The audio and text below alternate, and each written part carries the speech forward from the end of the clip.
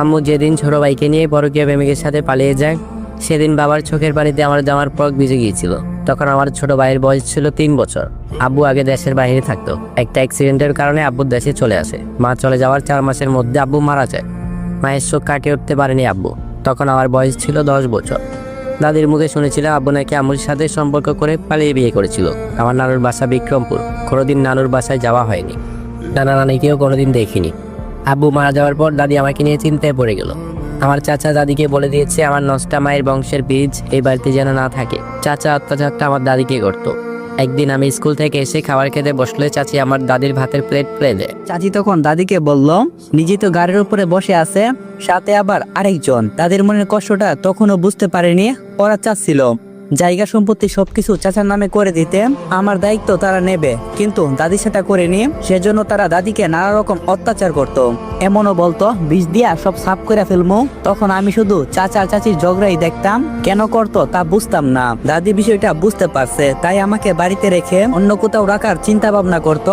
রাতে যখন দাদি আমার পাশে ঘুমাতো তখন শুনতাম দাদি কান্না করে আর দোয়া করে, খুদা এই এতিমটাকে রক্ষা করো। এভাবে প্রতি রাতে দাদি কান্না করত। কিছুদিন পর রমজান মাস, আমার জীবনের প্রথম রোজা রাখা শুরু হলো।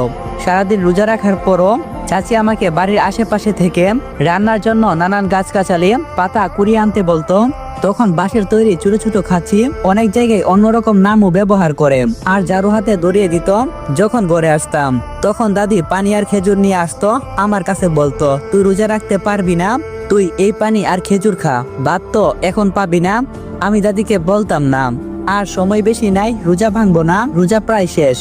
সবাই ঈদের ছুটিতে বাড়িতে আসতে লাগলো।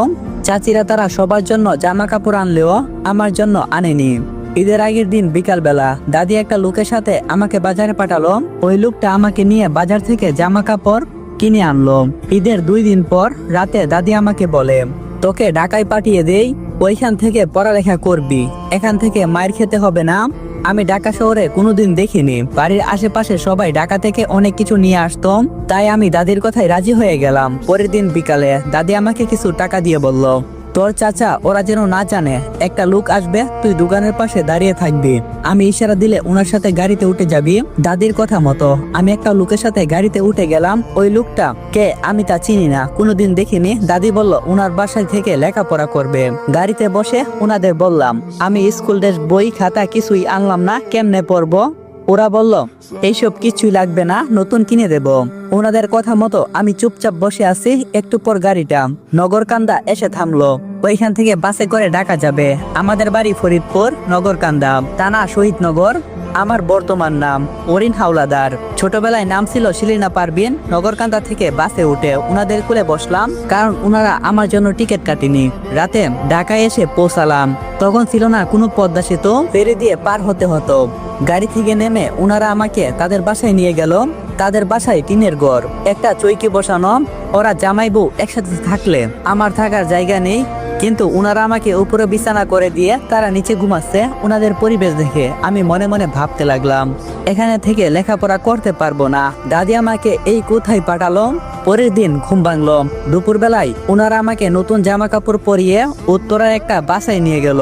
ওইখানে গিয়ে ওরা কি বললো আমি জানি না। একটু পর একটা মহিলা এসে আমাকে জিজ্ঞাসা করলো, তোমার নাম কি, কোন ক্লাসে পড়ো? আমি বললাম আমার নাম শিলিনা, এইবার ক্লাস 5-এ উঠবো। ওনারা আমাকে জিজ্ঞাসা করলো ওদের বাসায় থাকতে কোনো সমস্যা হবে নাকি?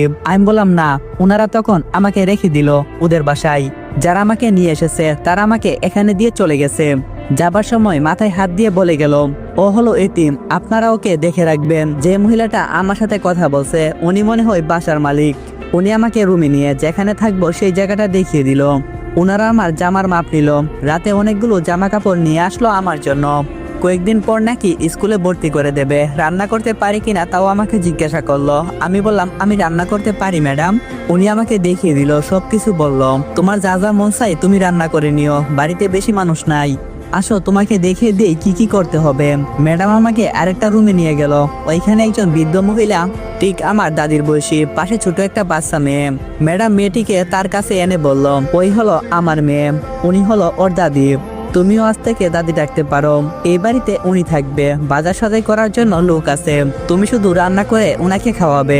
আরেকজন আছে, আরেকটা ছেলে উপরের রুমে থাকে, ওরেও তুমি টাইমলি খাবার দেবে। আসো উপরের রুমটা দেখিয়ে দেই। আমি ম্যাডামের পিছনে পিছনে উপরে গেলাম। উনি আমাকে একটা জানলা দেখিয়ে বলল ওইখানে খাবার দেবে, কোনো সময় রুমের দরজা খুলবে না। আমি বললাম ঠিক আছে। এবার নিচে চলে গেলাম দাদির কাছে। উনি আমাকে দেখে বলতে লাগলো, ম্যাডামকে সেমরি রে সবকিছু বুঝিয়ে দিচ্ছ বউ? ম্যাডাম বলল হ্যাঁ, আমি সবকিছু বুঝিয়ে দিচ্ছি, ও এখন থেকে এই বাড়িতে থাকবে আপনার সাথে। তখনও বৃদ্ধ মহিলাটা মানে দাদি বলল, ওরে ভালো করে বুঝিয়ে দিস, উপরের রুমের দরজা যেন না খুলে। ম্যাডাম আমাকে বলল, কি বলেছে শুনেছো? আমি বললাম হ্যাঁ ম্যাডাম শুনেছি। ম্যাডাম বলল এখন যাও, উপরে গিয়ে শুয়ে পড়ো, 2 থেকে 3 দিন পর তোমাকে স্কুলে ভর্তি করব, তারপর টিকিট কনফার্ম করব। তখনও আমি বুঝতে পারিনি ওনারা যে দেশে থাকে না, আমেরিকায় থাকে। এখানে ওনাদের বাড়ি আছে, ব্যবসা আছে, ঢাকাতে ওদের বাড়ি, আরো অনেক জায়গায় ওদের বাড়ি আছে। পরের সপ্তাহে আমাকে স্কুলে ভর্তি করেছে, নাম পরিবর্তন করে ক্লাস 6-এ। যেহেতু আমার গার্জিয়ান ওরা, ওদের বাসার মেয়ে বলে পরিচয় দিয়েছে, নাম পরিবর্তন করে ভর্তি করেছে, নাম দিচ্ছে অরিন হাওলাদার। আমার যাবতীয় যা যা লাগে সবকিছু ম্যাডাম কিনে দিচ্ছে।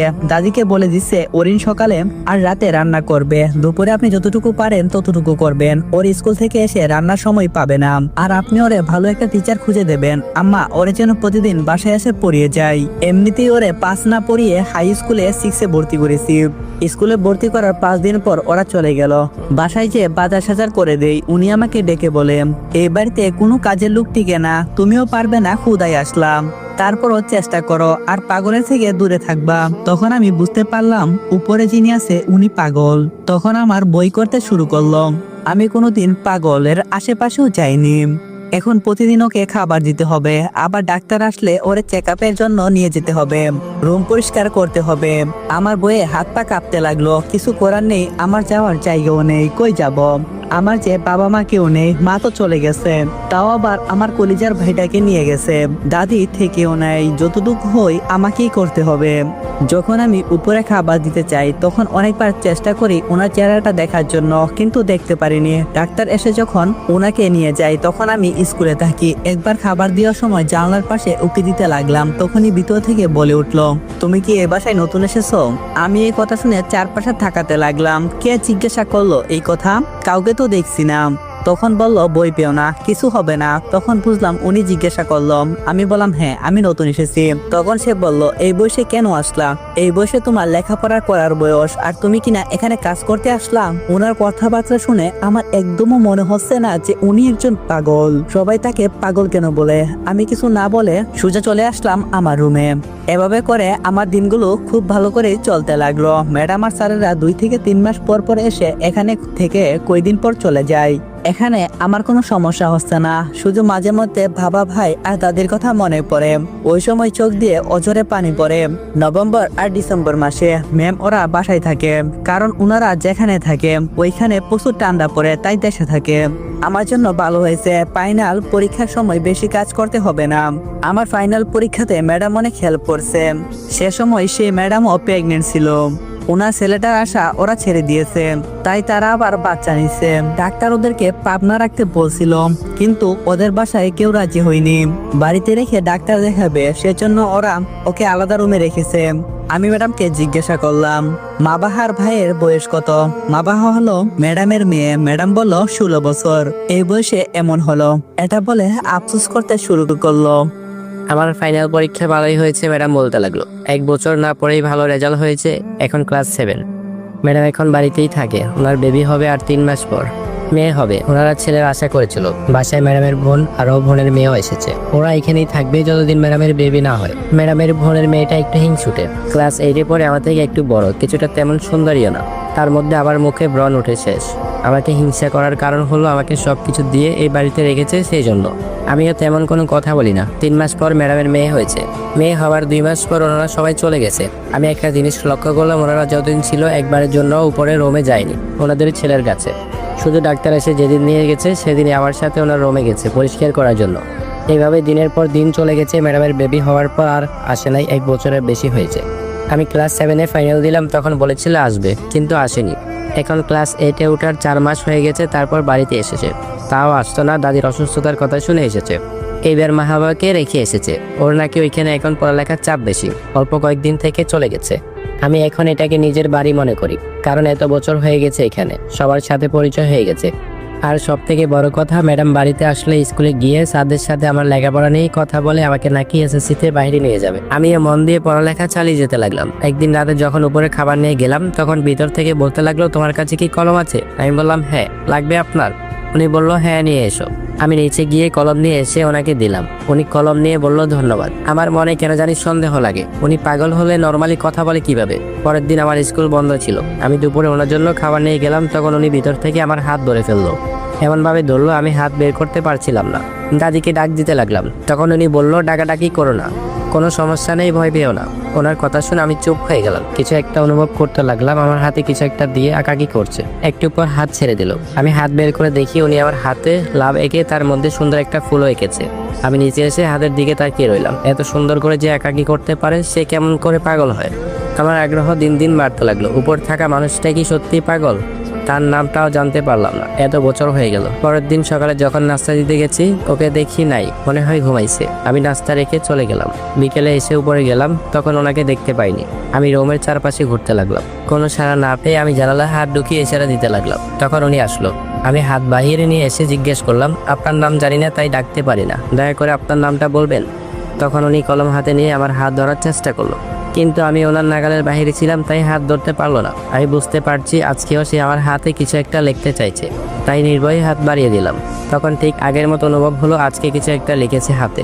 যখন লেখা শেষ হলো, তখন হাত বাইরে এনে দেখি আমার হাতে একটা নাম লিখেছে, রিমন। আমি জিজ্ঞেস করলাম, আপনার নাম কি রিমন? উনি ইশারায় বুঝিয়ে দিল যে ওনার নাম রিমন। আমি জিজ্ঞেস করলাম, রিমন সাহেব, আপনি কথা বলছেন না কেন? শুধু ইশারা দিলে হবে? কথাও বলতে হবে। উনি আমার কথায় কোনো জবাব না দিয়ে চলে গেল ভিতরে। আমিও নিচে চলে আসলাম। পড়তে বসলে ও হাতে ওনার ফুল, সাইডে ওনার নাম লেখা। এসব দেখে রিমনকে নিয়ে নানান চিন্তা ভাবনা জন্ম দেয় আমাকে। উনি পাগল হলে এমন নর্মালভাবে ব্যবহার করে। আমি তো জানতাম যারা পাগল তারা অনেক ভয়ঙ্কর হয়। আমি চিন্তা ভাবনা করতে লাগলাম। আস্তে আস্তে রিমনের সম্পর্কে সবকিছু জানবো। পরের দিন বাড়িতে রিমনের খালা আর খালতো ভাই বোন সবাই এসেছে। ওনারা 3 মাস পর পর এসে 1 মাসের বেশি সময় এখানে থাকে। ম্যাডামরা এখন কম আসে। তাদের বাসার ভাড়ায় যে টাকা উঠে, ওইগুলো রিমনের খালা ওনারা নেয়। দাদিকে শুধু একটা ফ্ল্যাট ভাড়ার টাকা দেয়। ওই টাকা থেকে দাদি আমার স্কুলের যাবতীয় খরচ দেয়। আস্তে আস্তে বাড়ির সবকিছু আমার জানা হয়ে যাচ্ছে। রিমনের খালারা বাসায় আসলে আমার লেখাপড়ার সমস্যা হয়। একটু পর পর এটা ওটা রান্না করা লাগে। ওর খালতো বোন যেমন হিংসুটে, তেমন ওর ভাইও নেশাখোর। এর আগের বার সে বাসায় তার বন্ধু নিয়ে এসে নেশা করেছে। আমি দাদিকে বলেছিলাম, কিন্তু কোনো কিছু বলেনি। পরে শুধু বলেছে তুই ওদের থেকে দূরে থাকিস। এদিকে হাতের মধ্যে লাভ এঁকে তার